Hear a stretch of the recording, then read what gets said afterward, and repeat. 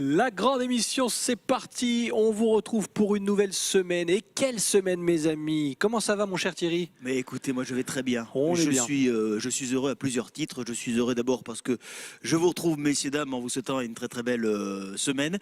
Je suis heureux parce que je vous retrouve également, monsieur Serrano. Et puis écoutez quand même, hein, pour ceux qui douteraient qu'on fait un beau métier, on fait quand même un beau métier parce que ce décor, écoutez, je suis ravi de vous accueillir chez moi.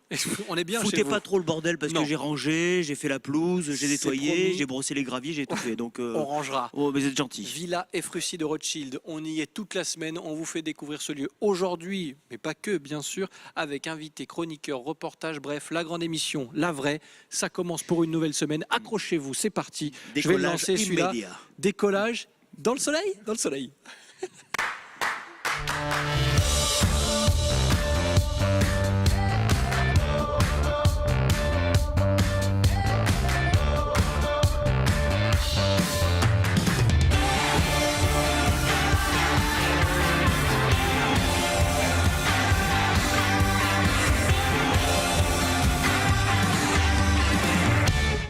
Lundi 19 novembre, vous regardez la grande émission. Merci d'être avec nous. On est très heureux de vous accueillir dans ce lieu incroyable que vous découvrez sur les images de Sébastien Liotard et ses équipes pour la première fois de la semaine.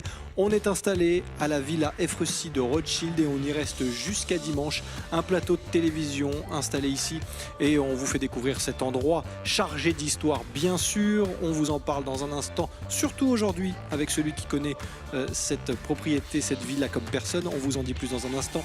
Mais commençons par saluer celui qui est presque chez lui ici aussi. Monsieur Thierry Messnage, comment ça va? Écoutez, oui, je connais un petit peu cet endroit. Je vais très très bien. Je vous remercie. J'espère que vous allez bien aussi. Parfait.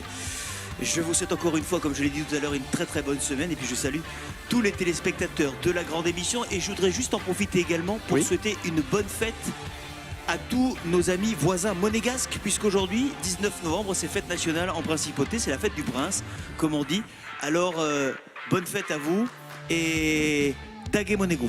Oh, rien que ça, bravo mon cher Thierry Messnage. On va vous détailler le programme du jour. Je vous le disais, on va parler de ce lieu qui va nous accueillir jusqu'à dimanche avec le directeur de cette Villa Efrussi de Rothschild, Bruno-Henri Rousseau. Il est avec nous à quelques mètres d'ici. Il connaît, je vous le dis, cet endroit comme personne. Il nous en parle également comme personne dans quelques minutes. On va faire un peu d'histoire avec lui, mais on parlera aussi d'actu parce qu'il se passe beaucoup de choses Villa Efrussi de Rothschild toute l'année. On rentrera dans le détail grâce à lui dans un instant. Et la chronique du jour sera, elle, assurée, comme chaque lundi, par Monsieur Tendance. Monsieur Tendance, Monsieur Mika, Monsieur Mister Riviera Blog, que nous saluons également, à qui nous souhaitons une très très bonne semaine. Nous sommes donc le 19 novembre. Dans une dizaine de jours, nous serons le 1er décembre. Merci de suivre Sébastien. Et donc, qui dit 1er décembre dit mois de fête, dit calendrier de l'Avent. Et vous savez de quoi il vient de nous parler, Mika? De calendrier de l'Avent. Enfin, façon Mika, vous savez, ce ne sera pas un calendrier, à mon avis, traditionnel. Nul doute qu'on y trouvera des petits parfums, des petites fioles derrière chaque jour du mois de décembre. Enfin bref, Mika, dans un instant, sur ce plateau, pour nous donner en détail le contenu de son calendrier de l'Avent. Et dans un instant, vous découvrirez en images la petite enquête de Ben. Big Ben a encore sonné. Il est allé, notre ami Ben, dans les rues de Nice pour le coup, pour aller vous faire réagir sur certaines petites phrases que vous prononcez souvent les parents quand vous êtes jeune ou adolescent. Bref, on fera le point avec vous sur ces phrases mythiques. Vous verrez, on a presque tous et toutes entendu les mêmes petites phrases de nos parents. Et on va bien sûr saluer celui sans qui cette émission ne serait pas tout à fait la même, Rémi Molinari, notre caricaturiste, qui devant le miroir termine de se préparer. Voilà. Oh, rien que ça. Comment ça va, Rémi? Bah écoute, très très bien, et toi? Parfait. Et Thierry?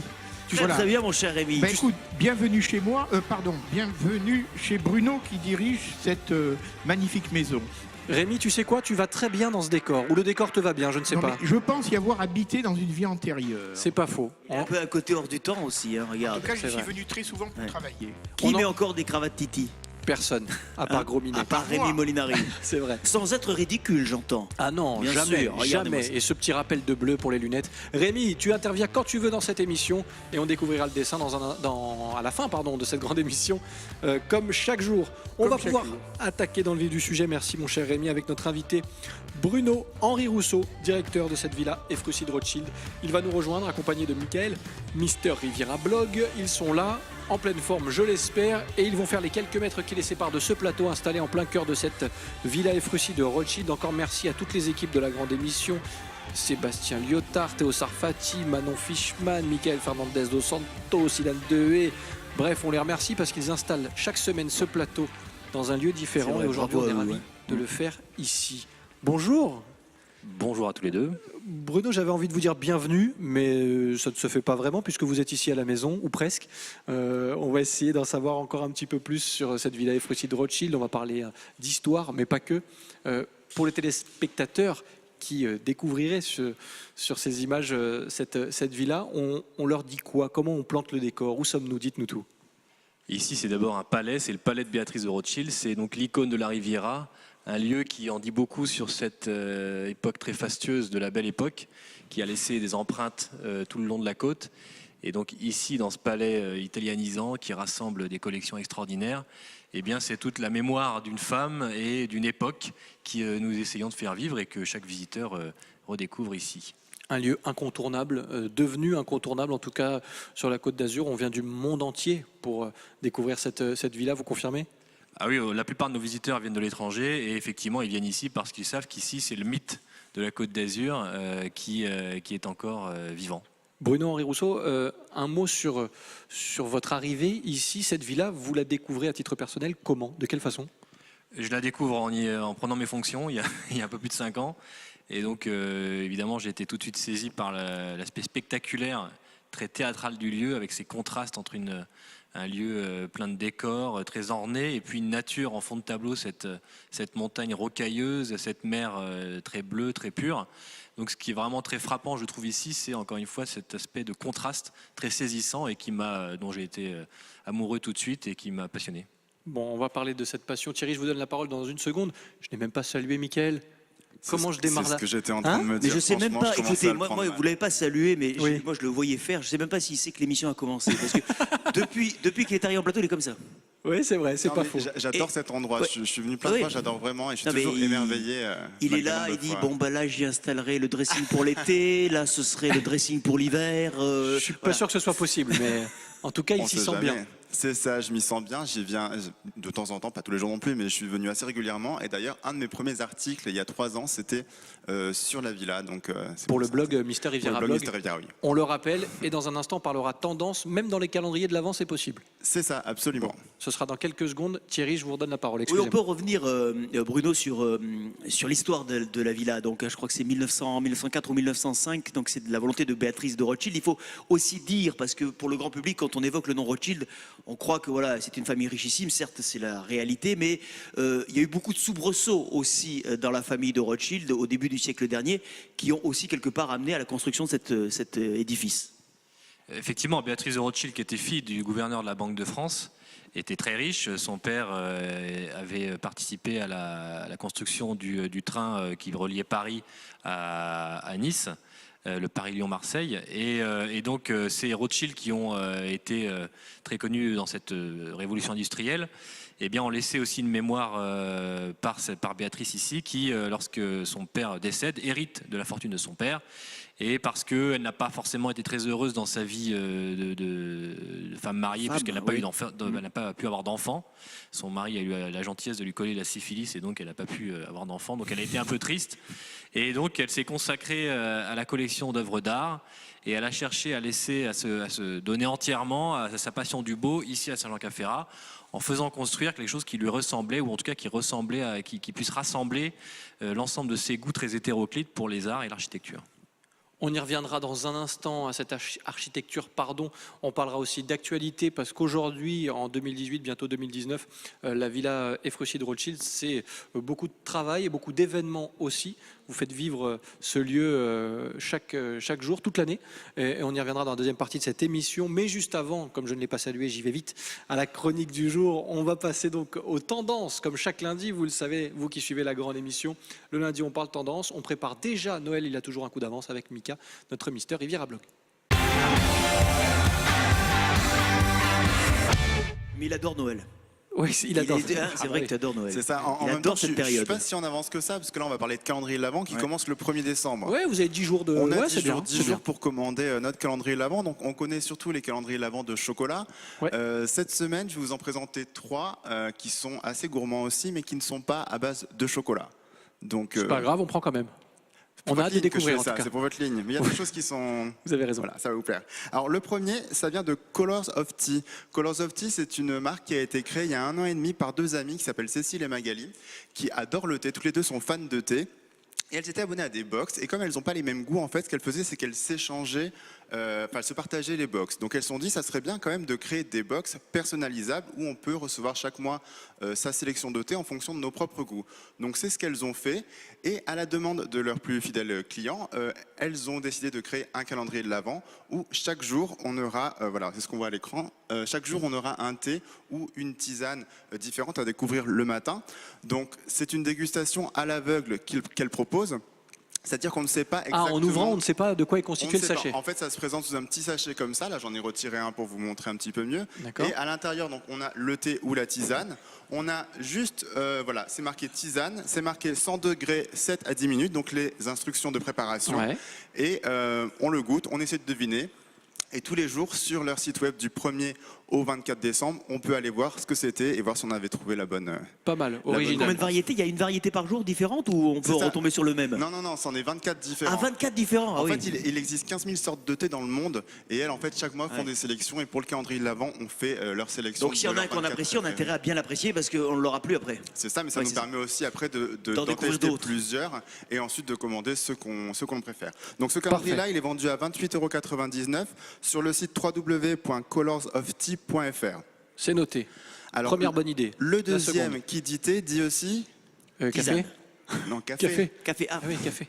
Café. Donc le deuxième, c'est Maxi Coffee. Maxi Coffee, c'est en fait un spécialiste du café qui a une boutique en ligne où ils vendent des machines, ils vendent des accessoires et ils vendent toutes sortes de cafés, que ce soit en grains, comment on Ah oui, appelle les ça, fameuses en- capsules. C'est ça, ou des capsules, voilà, plusieurs sortes de cafés différents. Donc pour le calendrier de l'Avent, il est composé bien sûr de 24 petites fenêtres avec chaque jour également un café différent venant de 11 marques différentes. Toutes sont compatibles avec une machine Nespresso. D'accord. Donc ça permet voilà, tous les matins de tester aussi, dans le même principe que le thé, mais un café différent, avec une intensité différente, des arômes différents. Certains voilà, sont même chocolatés. Voilà, donc je ne D'accord. vais pas trop en dire, parce que ce sera la surprise pendant tout le mois de décembre. Ok. Donc c'est sympa. Il y en a Les- des Français, des Italiens, il y en a des artisanaux, il y en a des industriels. Il y a vraiment un peu de tout, un large panel pour nous permettre de goûter plusieurs choses différentes. Le prix de celui-ci? Celui-ci, il est à 14,90 € Très bien. et on le trouve sur www.maxicoffee.com. À peine 15 € pour 24 cafés, on est pas mal. Oui, non, c'est un On est bon bien. rapport qualité-prix. Et puis en plus, ça nous permet de découvrir plusieurs marques différentes pour après faire notre sélection de ce qu'on préfère pour le reste de l'année. Bruno, bientôt un calendrier de l'Avent et fruits de Rothschild, pourquoi pas? Ah, et pourquoi pas? Oui, certainement. Ah, ça ouais. peut donner des idées, non? Il y a des- Pourquoi peut-être pas. on y reviendra tout à l'heure, mais il y a des choses qui sont organisées pour Noël un peu particulières pour la fin de l'année. Alors ici, on propose un Christmas Carol. C'est une soirée concert suivie d'un dîner aux chandelles dans notre restaurant face à la mer. Et effectivement, on a une grande décoration de Noël avec un magnifique sapin qui fait, je crois, 8 mètres de haut. Et puis c'est bien plein- parce que vous avez de la hauteur sous plafond ici, hein. C'est ça. Ce qui n'est pas le cas de tout le monde, donc vous pouvez vous permettre. Non, là, on est bien. On est pas mal. Mika, pardon, vous a Ah, il y a aucun interrompu. souci. Je peux finir ma chronique, c'est bon? Je vous en prie. Ça vous intéresse pas ce que je dis? Mais c'est le très dernier va vous intéressant. plaire encore Ah, plus, je le pense. dernier, Alors, c'est le parti. dernier, ça vient de la maison Brémond, qui est en fait une épicerie fine de Provence de 1830, qui depuis voilà, propose donc soit de l'épicerie salée, sucrée, des huiles, des tapenades, des balsamiques, plein de choses différentes. Et pour leur calendrier de l'Avent cette année, ils ont décidé de mettre 24 produits phares qu'ils proposent. Donc on est plein de choses, des tartinades, des épices, de la pâte à tartiner, des confitures. Voilà, ça se présente sous des petits pots, la plupart. D'accord. Ça, en l'occurrence, c'est de la pâte à tartiner, comme Ah, par c'est hasard, je choisis un celle-ci. calendrier un peu imposant quand même, parce qu'il y a des petits packaging. Alors, je ne sais pas si on le voit à l'écran, On va le mais voir, oui, on va le voir, c'est quand ouais. même, il y a 24... Un Ah peu oui, il est lourd là. aussi, Ah oui, non? Ça il est- tient il est- comment tout ça? C'est lourd, non? C'est, enfin, je veux dire, les petits pots quand même multipliés par Il combien? est livré 24? par palette, le calendrier. Non, on le reçoit dans une Un jolie crochet de boîte. boucher, tu sais. On le reçoit dans une jolie boîte qu'on ouvre et qu'on découvre le calendrier. Et D'accord. chaque jour, on a, voilà, Il y a aussi... C'est bien parce que voilà, ça recrée aussi la magie de Noël avec d'autres produits. Je trouve ça très intéressant. Puis c'est rudement bien fait. Je veux dire, c'est très ludique comme. C'est ça. Ils sont esthétiquement bien faits. Ça nous permet de découvrir. Donc là, en l'occurrence, les produits phares de la marque. Et en plus, voilà, ça fait un calendrier quand même pour nous qui n'est pas du chocolat. On laisse le chocolat pour les enfants et nous. Je retiendrai quand même que vous avez pris le seul exemple, c'est de la pâte à tartiner. Je l'ai pas fait exprès, mais c'est vrai qu'inconsciemment, je pense que voilà, j'ai dû le faire exprès. Bien joué. Là, par contre, j'imagine que sur le tarif, on est un petit peu plus cher. Alors oui, mais pas tant que ça. C'est 39,90 € le calendrier. Accessible. Donc c'est des bons produits artisanaux en plus qui viennent de Provence. Alors on peut le trouver soit sur le site www.mb-1830.com. Autrement, il y a 4 points de vente sur la Côte d'Azur. Il y a Nice, Cannes, Antibes, Saint-Paul-de-Vence. Donc juste pour info, Nice, c'est dans le vieux Nice. D'accord. Voilà. Donc je vous remettrai les liens des 3 calendriers sur le blog dès ce soir. Et ça vous intéresse? Bien sûr, mais non, mais moi, écoutez, d'abord, tout m'intéresse d'une manière générale. Vrai. Quand ça vient de vous, ça m'intéresse encore plus. Ah, vous êtes gentil. Et d'autant que je sais que là, c'était très intéressant. Ouais. Et d'ailleurs, c'est une bonne idée, voilà, même une idée cadeau. Et puis, le calendrier de l'avant, c'est le calendrier de l'avant. Et je sais que vous reviendrez la semaine prochaine avec d'autres idées. Encore sur le thème du calendrier de l'Avent. C'est ça, on va rester la semaine prochaine sur le calendrier de l'Avent, mais cette fois on va passer à ma spécialité qui sont les cosmétiques. Les cosmétiques, bien sûr. Donc revenez lundi prochain et voilà, soyez fidèles. Et en attendant, vous pouvez passer un petit peu de temps sur Mister Riviera blog, mister-riviera.com pour retrouver toutes les infos, surtout sur la Côte d'Azur. Grâce à Mika, ça ne vous a pas échappé, mon cher Thierry? Oui, après le calendrier de l'Avent, le caricaturiste d'autrefois. C'est vrai. Hein, ça. Rémi Molinari. On l'a dit en début d'émission, il est un peu hors du temps. Comment ça va, Rémi? Très très bien, et toi? Très bien. Tu l'as évoqué un petit peu dans le sommaire, pardon. La Villa Efrussi de Rothschild, c'est un lieu que tu connais plutôt bien, j'imagine? Alors oui, j'ai eu l'occasion d'y exercer parce qu'il y a souvent des merveilleuses soirées absolument extraordinaires. Ici, Bruno pourra beaucoup mieux en parler que moi. Ceci dit, je connais la Villa Efrussi de Rothschild pour la bonne raison, c'est qu'elle apparaît dans de nombreux films. Aussi, et séries télévisées.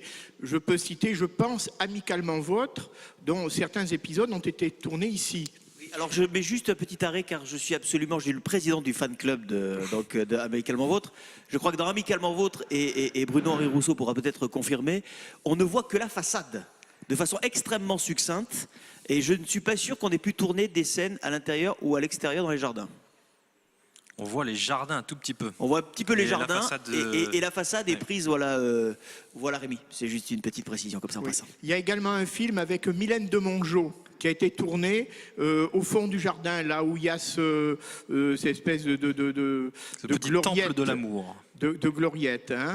Et je sais qu'il y a même dans le film, il y a un homme qui est mort. Enfin, c'est à la fin du film. Et on voit très très bien le jardin, le parc. Rémi fait la chronique ciné maintenant, en fait. C'est ça, qui est chronique ciné. Voilà, on retrouvera la chronique ciné de Rémi Molinari très prochainement. Merci. Merci Rémi pour ce petit clin d'œil. C'est vrai que c'est un lieu, d'ailleurs, ça va me permettre d'offrir Rémi m'a offert, une belle transition, puisque ça va me permettre, Bruno, de vous poser la question. C'est un lieu qui est sollicité pour ce genre de choses ou d'autres d'ailleurs, la Villa Efrussi de Rothschild? Alors on a effectivement des demandes pour des films qu'on ne peut pas toujours satisfaire parce que c'est un site qui est dédié à la visite. Donc d'abord et avant tout, le site doit être ouvert pour que les visiteurs puissent le visiter. C'est notre mission première. Et parfois, effectivement, on arrive à conjuguer les deux. Donc on a eu un film il y a 2 ans tourné avec Mélanie Laurent. J'ai oublié le titre C'était dans les jardins, pareil. J'ai oublié le titre du film, mais c'était un film connu. Voilà. Les jardins, en tout cas, on l'évoquera. Hein, ces jardins, on les évoquera cette semaine, puisque jeudi, on aura le chef des jardins, le responsable ici, qui nous en dira un petit peu plus sur notamment ce que vous découvrez en ce qui images. peut vous aider à financer aussi peut-être des travaux aussi. Juste une petite parenthèse pour les tournages qui viennent ici ou les soirées un petit peu exceptionnelles, ça peut vous aider à financer des travaux qui coûtent quand même, quand on connaît la maison. Oui, c'est sûr que ça, c'est un élément essentiel, un équilibre économique, c'est toutes les soirées et puis donc les films qui permettent de contribuer donc à la restauration des œuvres, à la restauration de l'architecture, qui évidemment mérite et demande tous les ans du travail. Alors, on va revenir plus en détail sur ce qu'on est en train de découvrir sur les images. Vous avez lancé, on va dire dans la partie événementielle, des soirées. On va essayer d'en savoir un petit peu plus. On les découvre en images avec concerts, dîners. Expliquez-nous d'où est venue cette idée et comment tout cela s'est mis en place. Alors tout d'abord, on a réfléchi à ça parce qu'il faut se souvenir qu'à la belle époque, on appelait les hivernants, les premiers touristes, venaient l'hiver. Et donc ils venaient passer du bon temps l'hiver, et dans cette maison comme dans d'autres, il y avait des soirées mondaines, des soirées où on jouait au jeu, mais aussi il y avait souvent de la musique. Donc c'était un peu des réunions amicales, et c'est un peu l'objectif de ces soirées, où on n'est pas très nombreux, on est entre 80 et 100 personnes. Donc c'est une atmosphère un peu familiale finalement, un peu cosy, et donc on propose un répertoire de musique varié. Là, le samedi dernier, c'était de la musique classique réinterprétée avec un ensemble qui chorégraphie la musique classique, qui même y ajoute des touches personnelles. Et donc ensuite, c'est suivi d'un dîner aux chandelles, donc dans notre restaurant face à la mer, encore une fois, pour se remettre dans la peau de Béatrice de Rothschild et de ces gens qui passaient des moments pleins de faste dans ce palais. Ça vous permet d'attirer d'autres visiteurs. Vous parliez tout à l'heure de la clientèle, en tout cas des visiteurs étrangers. Les locaux osent également venir pousser les portes de cette villa? Alors en effet, il y a un aspect un petit peu intimidant. Parfois, on se rend compte qu'il y a beaucoup de gens qui n'osent pas venir, et donc on est obligé de forcer un peu le contact. Là, on a eu des gens qui venaient d'Aix, de Toulon, et de Monaco et de Nice. Mais donc il y a vraiment un rayonnement plus que départemental, régional, effectivement, pour ce genre de soirée. Et on salue déjà le succès de ces soirées. Vous l'avez dit, une déjà samedi dernier, et on vient d'en découvrir quelques images. On continue de parler de cette villa dans un instant, dans la dernière partie de cette émission, mais juste avant, et vous qui nous suivez régulièrement, vous le savez, on se balade, en tout cas pas nous, mais Ben se balade Donc sur la Côte d'Azur. Ah oui, c'est le retour de Ben. De vacances, parce qu'il nous avait fait une petite cascade qu'il avait un petit peu immobilisé, si vous voulez. Donc on est ravis de le retrouver. C'est vrai. Ben qui vient vous voir dans la rue pour Big Ben encore sonné avec un thème chaque année, chaque semaine, en tous les cas quand il est là. Une chronique par an, Ben. Oui, parce que et quand on est un petit peu hors du temps, on oublie en fait vrai. le temps qui passe. Voilà, file dans ta chambre, vide le lave-vaisselle, étends le linge, mets ta doudoune, lave-toi les dents. Toutes les phrases de parents que C'est pour on a moi, entendues. c'est pas pour moi que tu révises, c'est pour toi. Moi je l'ai mon oui, bac. c'est ça. Moi, je l'ai, mon tu bac. sais, ma vie elle est faite. Hein. Maintenant, c'est toi qui as les cartes en main. C'est ça. Toutes ces phrases qu'on a entendues et qu'on a répétées à nos enfants, eh bien, écoutez, c'est le thème de la chronique de Big Ben, encore sonné dans les rues de Nice. Et on est avec Élise et Mathilde sur la place Masséna, ça va? Oui, ça va et vous? Ça va, très bien, merci. Ça va. Alors forcément, vous avez forcément des phrases qui vous viennent en tête, que vos parents vous disent tout le temps. Oui. Par exemple, quand je fais un truc de bête avec mes amis, elle me dit oui, donc si tes amis sautaient d'une falaise, tu le ferais aussi? Et tu le ferais? Non. Oui, quand j'éteignais pas la lumière dans ma chambre, je dis c'est pas Versailles ici. Hein. Ah oui, celle-là elle est bien, celle-là aussi. Et Mathilde, toi, t'en as une qui te vient à l'esprit comme ça? Bah oui, quand je fais une connerie, ma mère elle me sort j'espère que tes enfants te feront le quart de ce que tu me fais à moi. Voilà. Ils sont sympas les parents. Ah, votre fils s'appelle? Il s'appelle Alphonse. Alphonse, est-ce que toi, tu as des idées de ce que ton papa te dit tout le temps? Mange ta main, si j'ai faim. Les enfants sont formidables. Est-ce que tu as des souvenirs de phrases que tes parents te disaient tout le temps? Alors oui, il y en a une par exemple, c'est la maison c'est pas un dépotoir, tu vas ranger, hein, parce que voilà, c'est pas un hôtel. Hein. Donc elle est pas très propre la demoiselle visiblement. Ouais maman, j'ai eu 4 en maths. Oui, je sais que c'est pas une bonne note, oui, ça je suis au courant. Mais tu sais, toute l'école l'a raté le... Quoi? Hein? Ah, tu t'en fous des autres? Oui, bah oui. Oui, on l'a tous fait ça. Ben oui, On l'a tous fait. Mais parle à tout le maman, monde. j'ai eu une mauvaise note, mais ils ont tous eu une mauvaise note. Ouais. Voilà. Merci à Ben qui trouve toujours des petites idées pour aller vous enquiquiner dans les rues de la Côte d'Azur. Ça a été encore le cas cette semaine. Et il reviendra la semaine prochaine avec une autre idée un petit peu saugrenue, si je peux me permettre. On l'embrasse Ben et on le remercie surtout. Nous, on est toujours bien installés à la Villa Efrussi de Rothschild. On y reste jusqu'à dimanche. Si Bruno, notre invité, nous y autorise bien sûr. On est plutôt bien installés. On continue de découvrir ce lieu incroyable. On a parlé des soirées événementielles. On évoquera, je le disais tout à l'heure, les jardins également dans la semaine. Un mot, parce qu'on les a beaucoup évoqués déjà depuis le début de cette émission, même si on en parlera largement jeudi. C'est le petit plus supplémentaire, c'est ce qui vient s'ajouter à l'histoire, à l'architecture.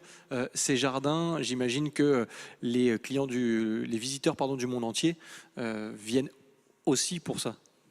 Oui, les jardins font vraiment partie de l'intérêt qui motive la visite et on a été classé parmi les 10 plus beaux jardins du monde par le National Geographic parce que voilà, ce sont 9 jardins comme un voyage autour du monde avec une variété botanique incroyable et puis toujours cette perspective sur la mer qui donne évidemment un supplément d'âme à ces jardins. Oui. Vous parlez de la mer, on a l'impression on a du mal en tout cas à imaginer cette villa ailleurs que sur la Côte d'Azur. On a l'impression que la Côte d'Azur, la French Riviera, rend beaucoup à cette villa aussi.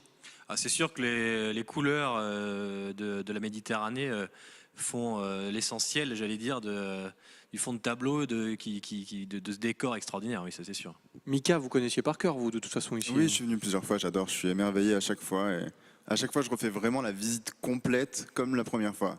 On reparlera d'ailleurs des visites, savoir comment ça s'organise, si on peut venir toute l'année. On verra ça avec vous d'ici la fin de cette émission. Thierry? Est-ce que vous avez déjà eu des propositions de quelqu'un qui voulait vous la racheter? Non, c'est jamais arrivé, mais non, c'est jamais arrivé pour l'instant parce que oui, mais ça pourrait très bien arriver, c'est vrai. Je pose la question parce qu'on sait qu'à une époque, voilà, certains, on va dire, oligarques, notamment, avaient le sentiment qu'ils pouvaient tous se payer la Côte d'Azur, et je suppose que cette maison, cet édifice, comme le disait donc Sébastien, chargé d'histoire, effectivement, et d'un point de vue architectural unique, a dû susciter pas mal de convoitises. Oui, on a eu beaucoup d'oligarques russes pour des soirées, ça c'est vrai. Il y avait même une soirée autrefois qui se passait tous les étés où c'était toute la jet société russe qui se retrouvait. Alors d'ailleurs, le grand jeu, c'était de se dire, tiens, à qui est-ce qu'on autorisait de se garer dans le parking, enfin sur la cour, parce que comme ils avaient tous des magnifiques voitures, on avait dit, bon, seuls ceux qui ont des voitures limitées à une dizaine d'exemplaires au monde peuvent se garer là. C'est les autres. Si, c'est que en fait le Quand parking on a en été est à fait. cet écrémage-là, Oui, c'est c'est que ça ça. va plutôt bien. Parce que le parking a été fait en épi et parfois les voitures sont beaucoup trop longues quand elles se garent en épi. C'est un problème. Vous l'avez dit. C'est un problème sur lequel on ne se penche pas assez souvent. Néanmoins, si elle n'est pas à vendre cette maison, on peut la privatiser. C'est possible pour organiser des fêtes et notamment des mariages. Oui, voilà. Donc c'est toujours dans un cadre quand même très, je dirais. Très rigoureux, sécurisant, ouais, pour les collections, pour l'architecture, pour la préservation du lieu. Mais effectivement, c'est possible de louer pour une soirée, 2 soirées, 3 soirées. Thierry parlait d'acheter la maison, on ne sait jamais parce que je sais qu'il a quelques sous de côté, un Oui, sacré PEL. j'appelle. On sait combien coûte la villa aujourd'hui? C'est très difficile à estimer parce que la villa sans les collections, faut savoir que les maisons voisines là, qui a été mise en vente à autour de 320-330 millions. Donc, si on devait vendre celle-ci, voilà, enfin, ce serait à peu près dans ces eaux-là, sans les collections, et c'est les collections aussi qui ont beaucoup de valeur. Donc. Alors, on parlait aussi tout à l'heure des visiteurs et des visites. Aujourd'hui, la Villa Ephrussi de Rothschild, elle se visite quand, comment ça s'organise? Est-ce qu'on peut venir toute l'année? Alors, on peut y venir toute l'année, c'est ouvert tout le jour de l'année, il n'y a pas un seul jour de fermeture. Entre le 1er novembre et le 31 janvier, on est ouvert que l'après-midi, sauf pendant les vacances scolaires, notamment de décembre. Et puis sinon, c'est tous les jours de 10h à 18h et jusqu'à 19h l'été. Et puis l'été, en juillet et août, tous les lundis, mardis, on fait des soirées donc ouvertes jusqu'à minuit. Il y a le brunch aussi, non? Il y a des brunchs qui sont organisés de temps en temps? Il y a des brunchs tout le premier dimanche du mois de novembre à mars. Et puis ces fameuses soirées musicales aussi, donc l'hiver. C'est bien parce que c'est une belle fenêtre d'appel, hein, je veux dire, pour permettre aux gens de venir passer un bon moment, faire un brunch et se dire je vais le faire ici, puis dans la foulée, leur permettre de visiter.